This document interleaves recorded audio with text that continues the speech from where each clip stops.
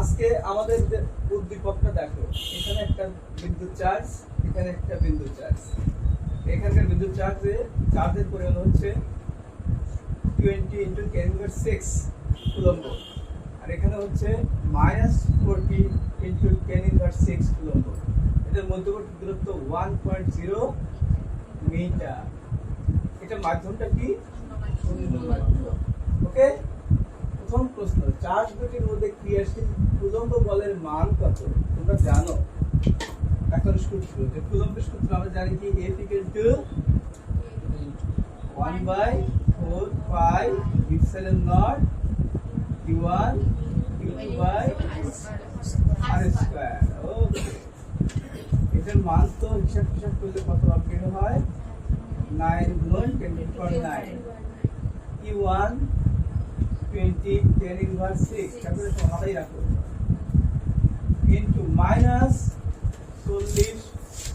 × 10⁻⁶ আর 1.0 square. হ্যাঁ, এটা তো অবশ্যই মাইনাস আসবে।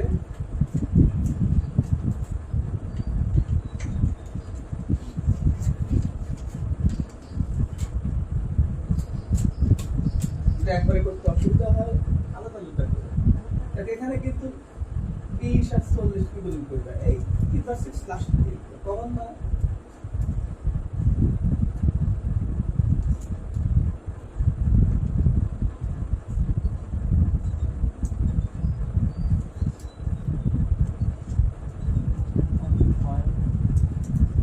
কত আসে?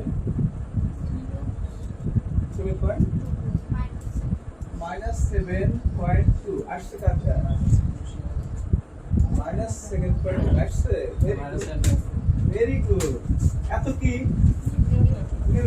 আর আমরা এটা কিন্তু প্রথম দিনই জানছি যে F যদি মাইনাস হয় সেটি কি হবে? F এর মান মাইনাস, সেটি আকর্ষণ ধর্মী, আর F = প্লাস হলে সেটি কি বিকর্ষণ ধর্মী। আর আমরা এটা খুব ভালো করেই জানি, একটা প্লাস আছে একটা মাইনাস আছে, তাই এই যে মানটা কত আসছে মাইনাস, উত্তরের ক্ষেত্রে তোমরা লিখবা যে চার্জ দুটির মধ্যে 7.2। সুতরাং চার্জ দুটির মধ্যে 7.2 নিউটন আকর্ষণ বল ক্রিয়া করবে। অ্যান্সার কিন্তু আমি আর দেইনি, মাইনাস দেইনি, দেখছো? সুতরাং চার্জের মধ্যে 7.2 নিউটন আকর্ষণ বল ক্রিয়া করবে। আকর্ষণ বলতে কিন্তু এই মাইনাস এটা বারবার বলে কেন এটা মাইনাস হয়ে যায়, কারণ আমরা জানি এটা একটা চার্জ ধনাত্মক একটা ঋণাত্মক, এখানে অবশ্যই ঋণাত্মক মানে আকর্ষণ করবে। দেখো এই 3 মার্ক অ্যান্সার করে সহজে গেল। এই চ্যাপ্টার থেকে যদি এরকম প্রশ্ন হয় গোটা সহজেই আসে। রাশিগুলো কেটে দিও, ঠান্ডা বন্ধ করে দিই, আরাম নাই আছে, ঠান্ডা স্লো করে দাও। মানে কাল খাওয়া হয় আই নিচে কোন দিক দিবি। আচ্ছা, তাহলে আমি সাবুত তো ঢাকি আর মাইক্রোফোন অফ হয়ে যাবে। অফ করে দাও। ঠান্ডা तारीख है जी सर और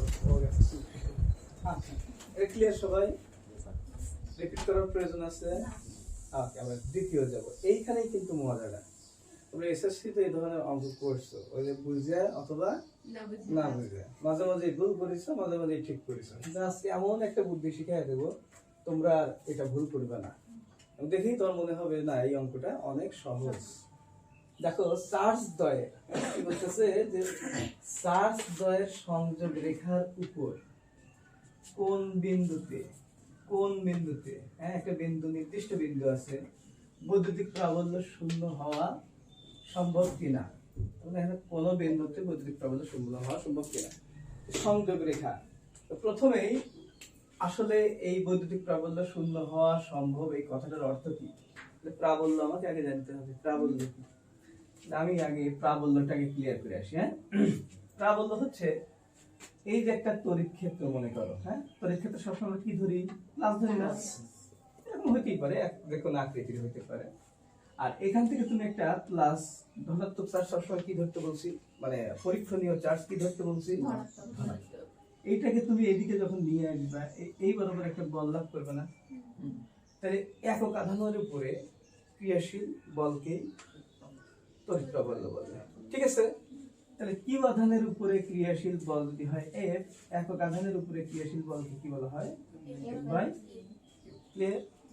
আচ্ছা, তাহলে তড়িৎ ক্ষেত্রের কোন বিন্দুতে অসীম দূরত্ব থেকে একটি একক ধনাত্মক চার্জকে আনতে হলে বা আনতে গেলে বা আনলে সেটি যে বল লাভ করবে তাকে তড়িৎ প্রাবল্য বা তড়িৎ তীব্রতা বলে। এটা কি বলবো আমরা, কি ই। সুতরাং E equal to F by, আর এফ ইকুয়াল টু আমরা কি জানি, এফ ইকুয়াল টু জানি হচ্ছে 9 গুণন 10 টু দি পাওয়ার 9 গুণন কিউ, কিউ এখন আর কিউ 1 টু দেব না, Q Q by R square, আর নিচে কি আছে Q, Q.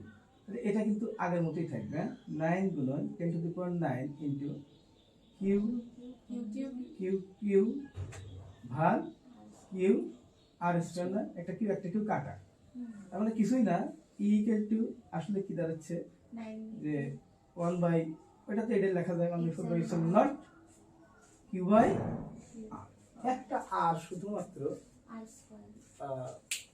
Q by R square, মানে এখানে একটা চার্জ শুধুমাত্র কি হবে, কমে যাবে, এখানে চার্জ কমে যাবে। কিভাবে কমবে বুঝতে পারছো কি? তাহলে আবার দেখো যে আমরা একটি একক ধনাত্মক আধানকে তড়িৎ ক্ষেত্রের কোনো বিন্দুতে নিয়ে আসলে সেটি যে বল লাভ করবে তাকে তড়িৎ প্রাবল্য বলে। একক ধনাত্মক আধানকে আনলে যে বল লাভ করবে, কিউ আধানকে আনলে যদি এফ বল লাভ করে, একক আধানকে আনলে লাভ করবে কি, F by Q equal to E. সুতরাং E equal to F by Q. আচ্ছা, এফ এর মান কিন্তু আমরা এখান থেকে জানি যে এটা নিয়ে বসায় দিছি, এখানে আর 1 2 দেইনি কারণ আমরা কোনো মান টান দিচ্ছি না, ঠিক আছে।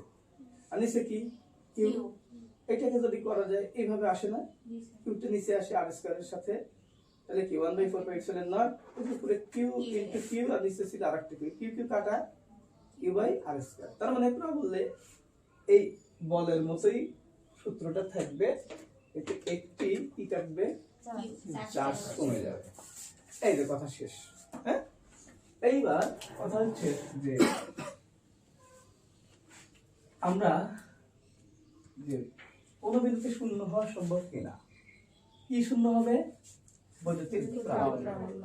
বৈদ্যুতিক প্রাবল্য শূন্য হবে তখনই যখন মনে করে টানাটানি অথবা ঠেলাঠেলি, দুজনের মধ্যে ঠেলাঠেলি বা টানাটানি এমন একটা পর্যায়ে আছে যে পর্যায়টা সমান যদি হয় তখন এদিকেও যাবে না এদিকেও যাবে না, এরকম একটা বিন্দু আমাকে খুঁজতে বলতেছে।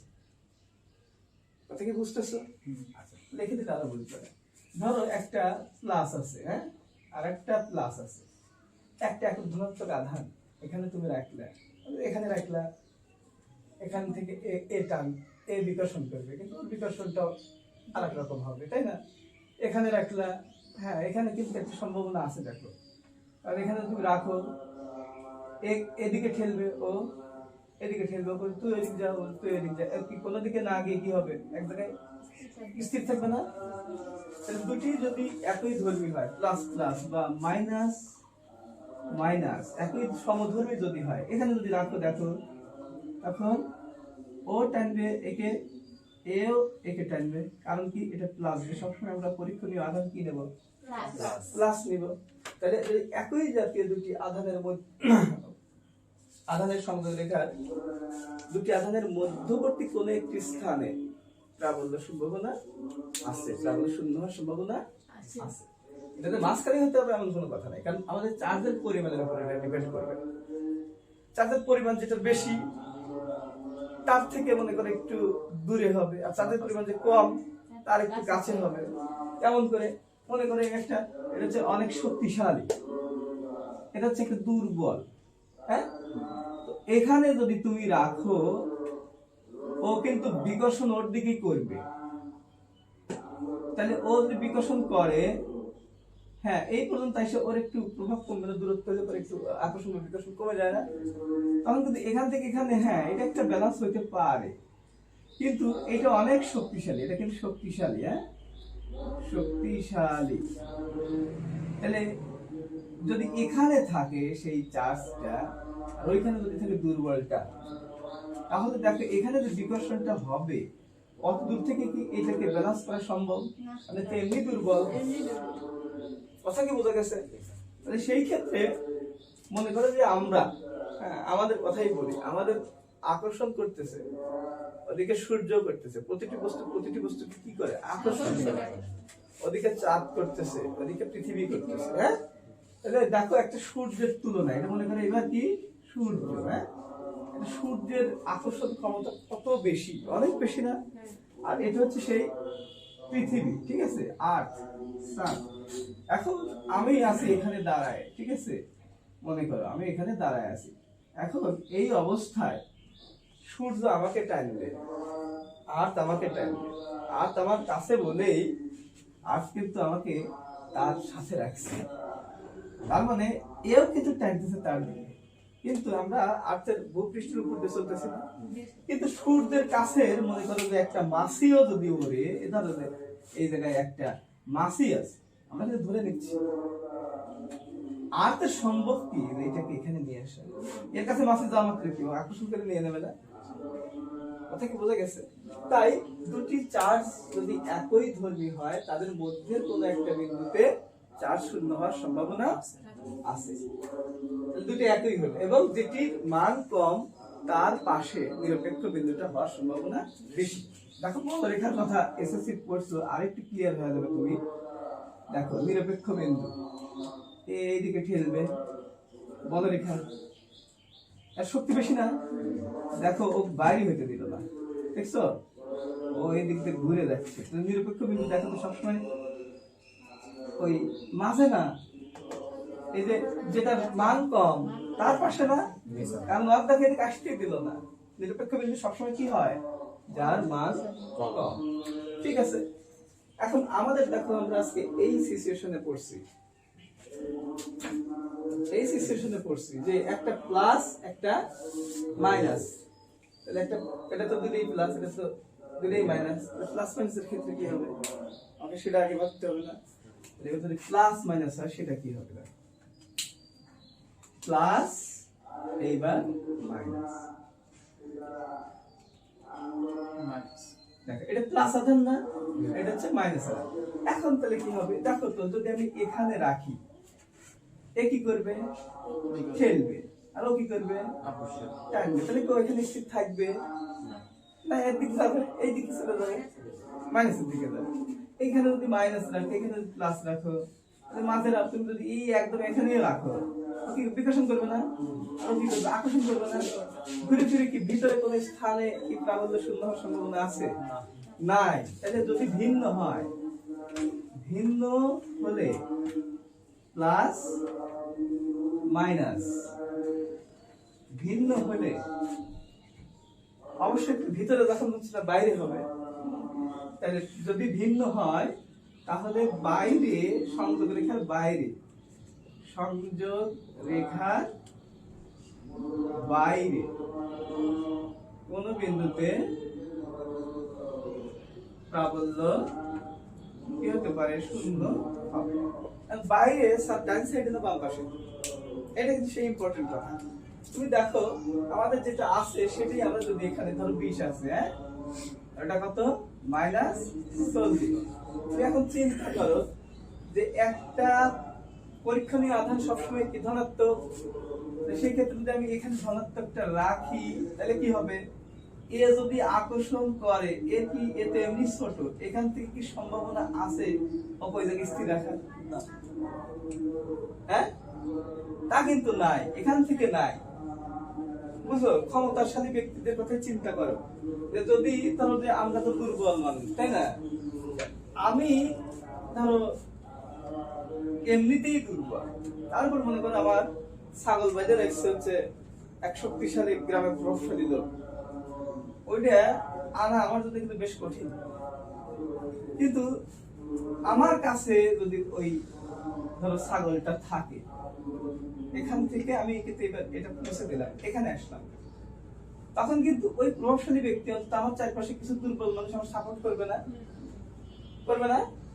তখন ও কিন্তু ওর দিকে নিয়ে যাইতে হলেও আমরা কিন্তু এখানে ঠেকাইতে পারবো। তার মানে বলতে চাচ্ছি, যদি দুটি আধান ভিন্ন ধর্মী হয় তাহলে তাদের সংযোগ রেখার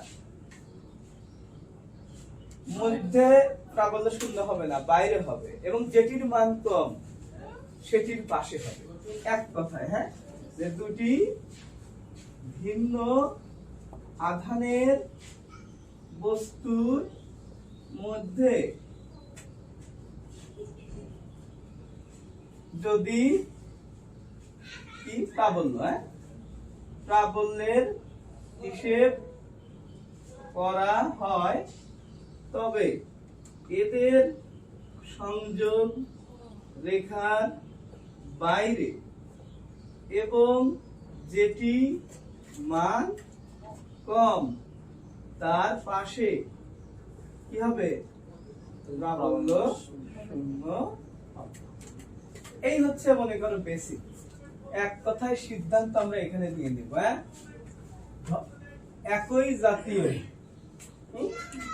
একই জাতীয় মাইনাস মাইনাস প্রাবল্য শূন্য এদের মাঝের কোন বিন্দুতে, যদি একই জাতীয় হয়, এদের মাঝে কোন বিন্দুতে। আর ভিন্ন জাতীয়, একটু উদাহরণ দিলেই হয়, ভিন্ন জাতীয় এদের সংযোগ রেখার বাইরে যেটির মান কম সেটির পাশে প্রাবল্য শূন্য হবে। আমরা এই যে এতক্ষণ যেটা করলাম না, তার এটা সামারি, ঠিক আছে?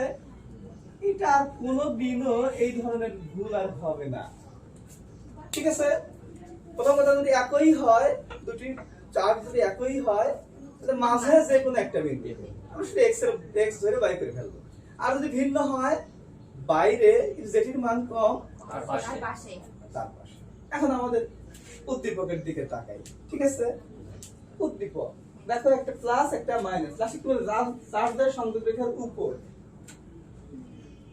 কোন বিন্দুতে বৈদ্যুতিক প্রবলতা শূন্য হওয়ার সম্ভাবনা আছে? একটা প্লাস, এটা কি প্লাস না? প্লাস কত? 20 * 10⁻⁶। এই তো সংযোগ রেখা, এটা সংযোগ রেখা না?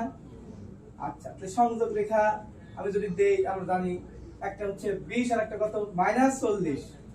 তাহলে যেটি মান কম কোনটার? আরে গাদা, এটা তো চার্জ বুঝাচ্ছে। 40 * 10⁻⁶, এটা একটা বিষয় যেটা কিন্তু জাস্ট কি বুঝাচ্ছে? চার্জ বুঝাচ্ছে। এটা ইলেকট্রন, মানে মনে করো যে মাইনাস যদি ধরি আমরা মেয়েদের, ঠিক আছে, আসলে যদি সংখ্যা, তাহলে 40টা এখানে মেয়ে, এখানে প্লাস হচ্ছে 20টা ছেলে, তাহলে বেশি কারা? মেয়েরা বেশি। হ্যাঁ, এই মানটা কিন্তু এইটা কিন্তু এই হিসাবে তোমাকে হিসাব করতে হবে। চিহ্ন, এটা কি চিহ্ন? ঋণাত্মক চার্জযুক্ত বস্তু হচ্ছে বি, ধনাত্মক চার্জযুক্ত বস্তু হচ্ছে এ। হ্যাঁ, এইবার আমাদের নিয়ম অনুযায়ী পাশে কোনো একটা বিন্দুতে হবে, পাশে কোনো একটা বিন্দুতে হবে, কার পাশে? যার মান কম। মনে করি এ থেকে, এই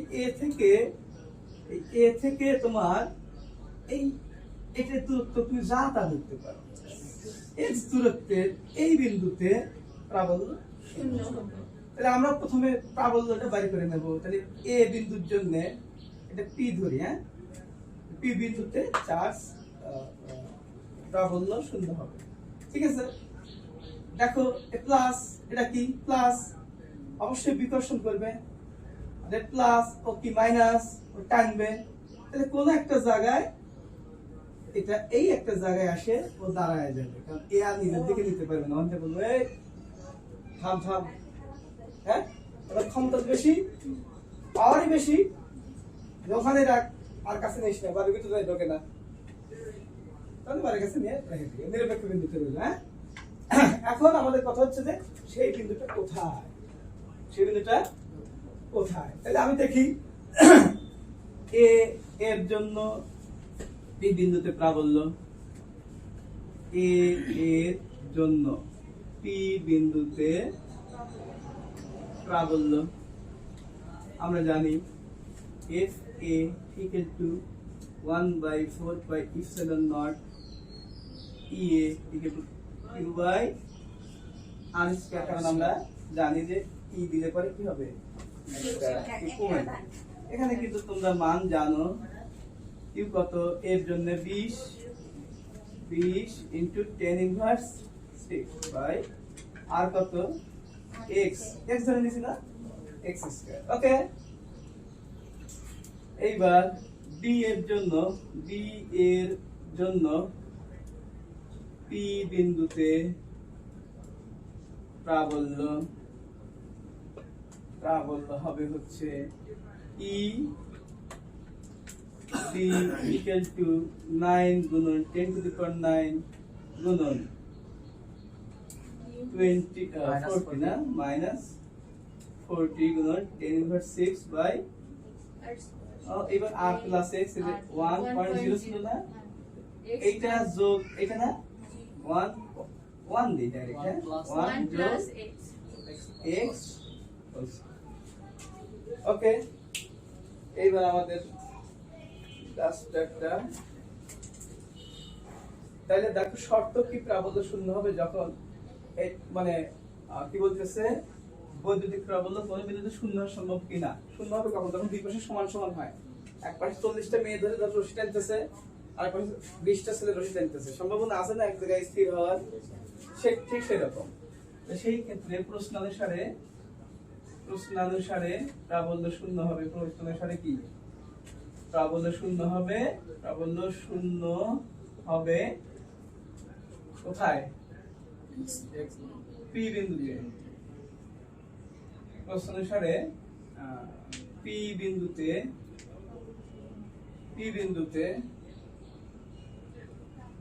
প্রাবল্য শূন্য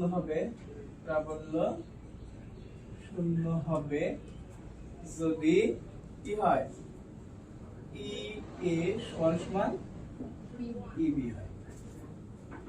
এটা যদি সমান হলে, ধরো যে এর বল আর ওর বল যদি সমান হয়, তখনই তো এখানে নিরপেক্ষভাবে থাকবে। আর এর বল কত এইটা, আর ওর জন্য ক্রিয়াশীল বল হচ্ছে এইটা, এটা কি সমান হওয়া শর্ত না? আচ্ছা, তাহলে প্রথমে পি বিন্দুতে প্রাবল্য শূন্য হবে যদি ই ইকুয়াল টু, ঠিক আছে, ই এর কত 1/4 পাই ইপসিলন নট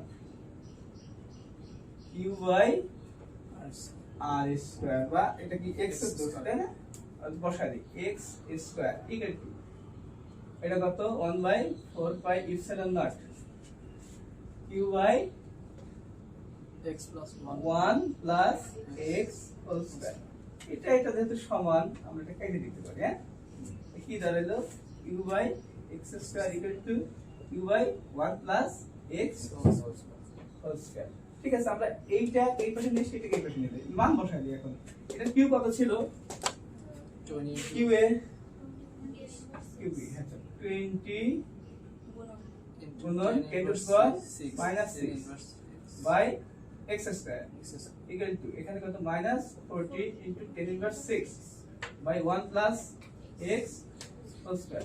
অক্ষান্তর করি 1 plus x by x whole square লেখা যায় না, equal to 40 minus 40 into 10 inverse 6 ভাগ 20 গুণন 10 inverse 6 করা যায় না, এটা কত 2 minus আচ্ছা দেখি এখানে কি 1 by x plus x 1 by x plus 1 লেখা যায় না, হোল স্কয়ার মাইনাস 2 আচ্ছা কিন্তু মান তো তুই মাইনাস না দিলেও পারবে, হ্যাঁ? সমস্যা নেই। তাহলে 1 প্লাস এক্স,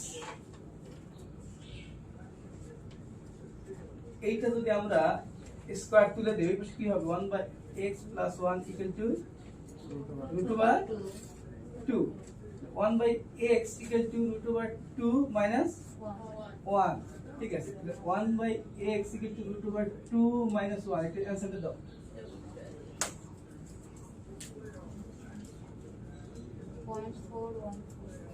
0.414। এটা কি 1 বাই x না? x টাকে যদি উল্টা দেই, x এর মান তোমার লাগবে, তাহলে 1 বাই 0.414 2.41। তাহলে এই যে আমরা কি পাইছি জানো, এখান থেকে x দূরত্ব, তার মানে অতএব